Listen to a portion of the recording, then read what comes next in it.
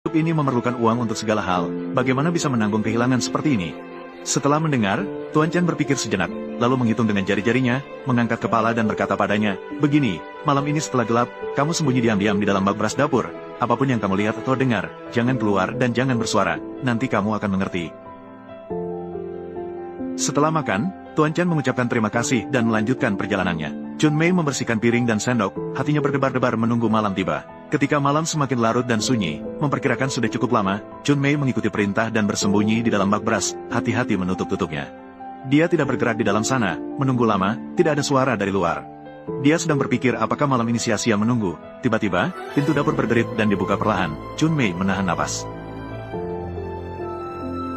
Dari celah tutup besi, dia mengintip keluar, hanya melihat bayangan tinggi yang masuk. Tampaknya seorang pria, orang itu dengan mudah berjalan ke tepi kompor, meraba keranjang sayuran, mengambil beberapa barang dengan jarang. Sambil mengambil, dia juga berbisik, "Saudari Chun Mei, maafkan saya benar-benar tidak berniat mencuri, tetapi istri saya baru saja melahirkan, tubuhnya sangat lemah, harus makan yang baik untuk memulihkan, akhir-akhir ini tidak ada yang bisa diburu di gunung, semua uang di rumah sudah diambil, saya benar-benar tidak punya jalan keluar.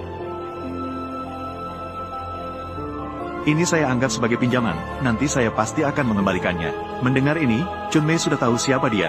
Ternyata itu adalah Dazuang dari ujung barat desa. Istrinya baru-baru ini mengalami kesulitan saat melahirkan, hampir tidak selamat. Ini sudah diketahui semua orang di desa. Hati Chun Mei terasa sakit. Dia langsung berdiri dari tempat beras. "Saudara Dazuang, kamu dalam kesulitan. Kenapa tidak langsung bilang?" Sayuran di tangannya hampir jatuh ke tanah. Melihat Chun Mei, wajahnya memerah. Dia menundukkan kepala dan berkata dengan gagap, "Saudari, saya malu untuk mengatakannya. Saya sudah bertanya ke beberapa rumah untuk meminjam makanan, tetapi tidak ada yang meminjamkan. Benar-benar tidak ada cara lain. Jadi saya terpikir untuk mencuri. Melihat kamu tinggal sendirian, rumahmu juga di pinggir, saya hanya..." Dia berkata, suaranya mulai tercekik, "Istri saya melahirkan dalam keadaan kritis, semua yang bisa dijual di rumah sudah dijual. Sekarang adalah waktu yang sulit, berburu juga sulit." Melihat istrinya tidak memiliki ASI, bayi itu menangis kelaparan, dia baru berani mengambil risiko. Chun Mei mendengarnya, menghela napas.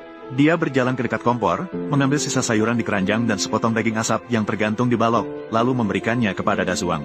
"Ini kamu pegang dulu, berikan kepada istrimu untuk mengembalikan kesehatan. Anggap saja ini pinjaman dariku, nanti kalau sudah cukup, kembalikan."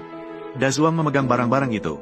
Dazuang tertegun memegang barang-barang itu. Air mata langsung mengalir. Dia tidak menyangka Chun Mei tidak hanya tidak mempermasalahkan, tetapi juga mau membantunya seperti ini. Chun Mei dengan serius berkata, "Saudaraku, mencuri barang, apapun alasannya, tetap saja salah. Aku hanya melihat betapa kerasnya kamu bekerja.